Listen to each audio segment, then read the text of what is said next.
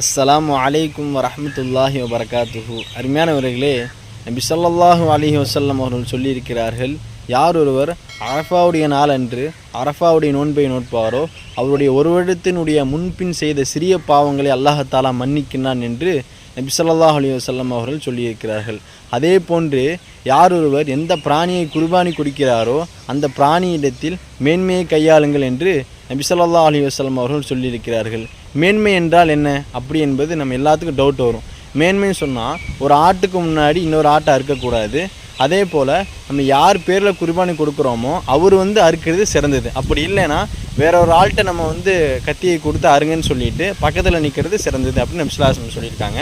அதே மாதிரி நம்ம ஆட்டை அறுக்கும் பொழுது 3 குழாயும் அறுபட்டுருக்கணும். அது உணவு குழாய், இரத்த குழாய், அப்புறம் மூச்சு குழாய், இந்த 3 குழாயும் சரியான முறையில் அறுபட்டுருக்கும். எனவே முழுமையான முறையில் குர்பானி கொடுப்பதற்கு அல்லாஹ் தஆலா தௌஃபீக் செய்வானாக. அஸ்ஸலாமு அலைக்கும் வரஹ்மத்துல்லாஹி வபரகாத்துஹு.